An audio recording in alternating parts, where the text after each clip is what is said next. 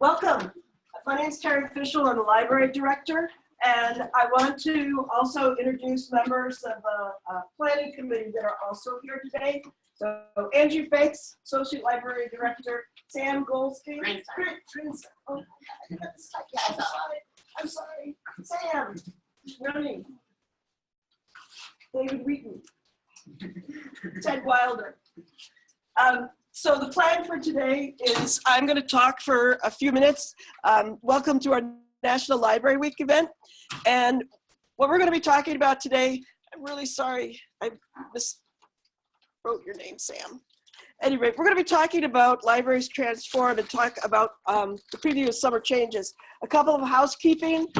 We are recording this session. We do have some remote viewers, and so the session is being recorded, and I'm hopeful it will be available after this session.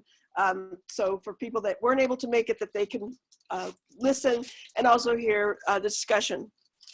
So in terms of the session today, I do want to give a little bit of background information, because the library's changes that we're talking about actually were presented about 4 years ago in a vision of the library. So I want to give a little bit of background context in terms of what we're going to be talking about today. So what are libraries? And everyone has a different perspective of what a library is. And so one of the things is that it's many different things to people depending on their perspective. But we do see this as a library that serves our community, and our community is an academic community. And our library serves the needs of this academic community, which also changes over time. So that's one thing I need people to keep in mind, because if you look out in the room there, you see lots of computers. They weren't there when this building opened. We had journals, we had books. That entire room was full of journals and books, and 10 what we called dumb terminals, DOS-based. This was pre-internet days. There were no computers. So that's been a change. In terms of this room, you know those white tables that are out there that are very popular with people? There were 4 white tables in this room with chairs. That's it. That's all that was in this room. This was added in 2006. So this bookcase wasn't here. The serving table that we used for all of our events was actually the original periodical service desk in the lower level when the building opened. So those are examples of changes. The furniture we added a few years ago. Jackie would be able to tell you when we actually added the furniture, because I lose track of time, exactly when things changed. But there have been a lot of changes since this building opened 30 years ago. So I want people to kind of keep that in mind. So today we're talking about planning the future of the library. And in terms of the library, as I said, in 2013, we prepared a vision for what we hoped would occur in the library, because libraries were changing. So in this particular vision, we laid out 7 points that we hope to accomplish by 2020. So it's 2013, what we hope to see by 2020. We call them content creation labs, spaces where people could come in and create content. You're already creating content if you're a student when you're doing papers. We're talking about a variety of contents, video recordings, audio podcasts, things like that. We wanted to have more comfortable reading spaces. We know that there's spaces spread out throughout the library, but we wanted to create more reading places for students. We wanted to have more collaborative working spaces. One of the most frequently heard complaints is that there's not enough group studies, and we're trying to make those adjustments, and we will never have enough group studies, but that was one of the things that we talked about. We also talked about creating a 2020 learning lab. And at that time, we were talking about creating an interactive classroom with technology beyond what just the traditional classrooms were. So we called it a learning lab. We've had issues with our special collections. We don't have enough room, but we're also doing a lot more teaching. And I'll be talking more about that in a minute. And then we also wanted to have the media collections consolidated with the library. And at the time this vision was written, Media Services was over on the 4th level of Neal Hall. Since this was written, 2 years later, we were able to consolidate the collections. So all of the media materials are here in the library. So that's been another change. And one of the things that we are often asked for is expanded hours for study space. And that's an issue that I'm not sure will get addressed by 2020, but we're aware of the interest in doing that. I also want to call attention in terms of conversations that we've been holding throughout the spring semester that we actually started planning. I think we started planning them last summer and prepared during the fall and set up a library guide to talk about the future of the library and what it meant in terms of looking at spaces, looking at our collections, looking at digital projects and publishing. We will have the 4th presentation on Thursday, April 27th. So that will be the wrap up. And then I have been blogging about some of those conversations and things that transpired. So today's discussion, we're focusing on level 2 and the transitions that we're going to be talking about. So one of the things in terms of transforming level 2 is to include content creation spaces.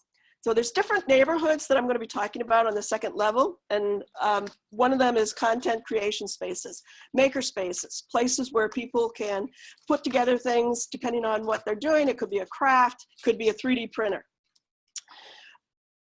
We're going to be adding more comfortable, quiet reading spaces. Now, quiet will be subject to interpretation because a lot of students put their earbuds in. So whether you're actually quiet or the space itself is quiet, like the floor, will vary according to the time of day. We're also looking at more collaborative working spaces. So we're going to be adding group studies, actually making spaces for group studies and we're going to be doubling the number of group studies that we currently have. We're going to be implementing an active learning classroom. And it may not be really active when we first implement it, but we will have a classroom for seating 30 students. We're adding teaching space for our archives, and I'll be talking about that in more detail. And then I mentioned group studies. We're also adding 3 gender-neutral bathrooms. Now, those of you who've been here for a few years might remember when we transitioned to gender-neutral bathrooms on the 4th and the 2nd level. And we did the best that we could, but there wasn't a lot we could do based on the coding. These will actually be gender-neutral bathrooms as they are intended to be, single bathrooms, similar to what you see over in Weyerhaeuser, and we will convert the bathrooms that were supposed to be gender neutral back into male and female bathrooms. So there'll be male, female, and 3 gender neutral on the 2nd level. And then what's near and dear to everyone's heart is whether or not there will be coffee. And we'll talk about that later when we get to the question and answer period. Okay, so I want to talk about maker spaces. And for those of you in the back, I'm hoping you can see, I can't enlarge my slides, but the maker spaces are going to be what you make them. It's pretty much going to be, we don't know exactly what's going to be going into the spaces, whether it's going to be sewing machines or other types of resources to put things together. And we are looking at 3D printers, we're looking at laser printers, we're looking at, we hope to have at least 1 sewing machine, but we really don't know what else is going to be going in there because things are going to develop as we go along. So in terms of the plans, and I know this is small for the people in the back, but the maker space is the area that's just, I'm going to see if I can turn this on. It's the area that's just to the right of the stairway. As you go up to the 2nd level to your right, it's going to be a series of low and tall tables. So if you're working on a sewing project, you'll be able to lay out a pattern and cut it out.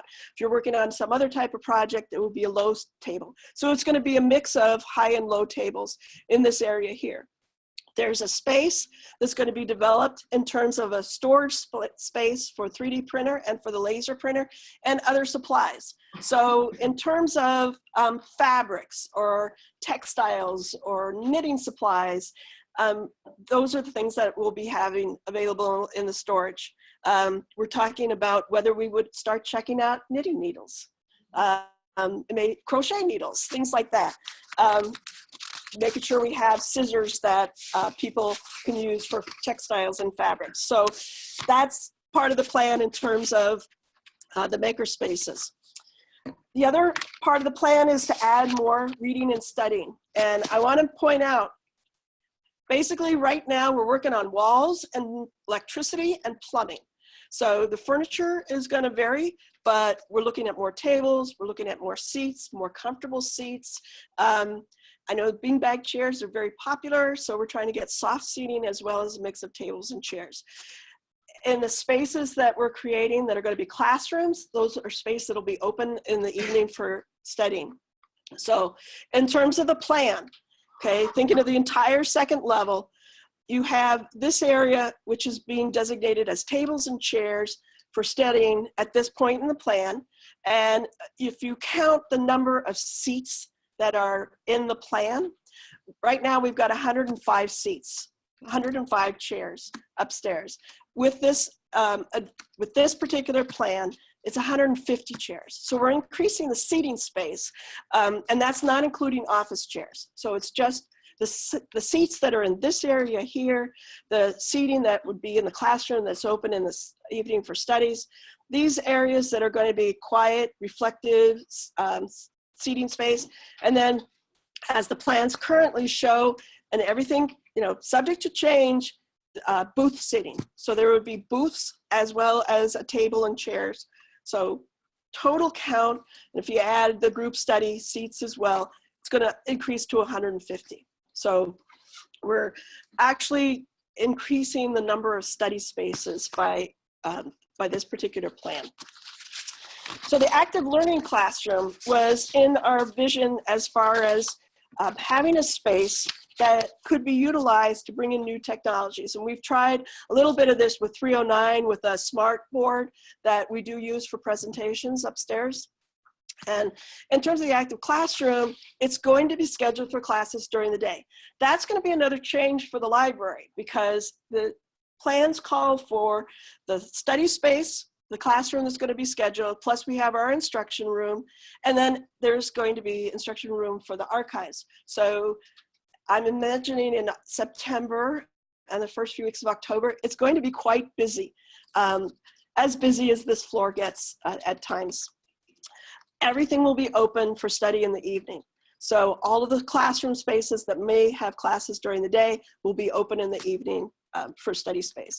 So we're talking about, this is the active learning classroom here with seating for 30. And that is the space that will be open for students after the evening hours. The other space that we're particularly excited about from the library perspective is the special collections and archives. And one of the things that we've been doing a lot more now is working with classes in terms of using our primary resources that are available in the archives. So Ellen has worked with American Studies class last year on the Vietnam War program that they did for American Studies. We're doing a lot more with people that want to come in and use our rare book collection. And we don't have a large variety of rare books, but we have manuscripts, medieval manuscripts, and we have first editions of Samuel Johnson's dictionary, we have the Diderot encyclopedia. So being able to have a space where they're in closer proximity and be able to lay them out so students can look at them is one of the things that we're looking forward to. We're also seeing this as a space where we could do presentations or programming around book arts. We do have a very small collection of books that we collected specifically because they're about book arts. There are a variety of individuals that are interested in making books, and there are faculty that are interested in making books.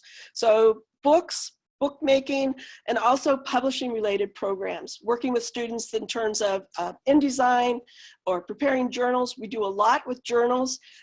We have an open textbook program that we're doing with faculty. So we see this as an area where we'll be able to do more programming related to some of the resources that the library has. So the area for the teaching is space for about 16 students, but because it's in close proximity, it will help in terms of protecting access and bringing students closer to the primary resources. Again, that room will be open and available for study when it's not in use for classes. Okay, so a couple of additional points about the spaces. I mentioned the neutral bathrooms.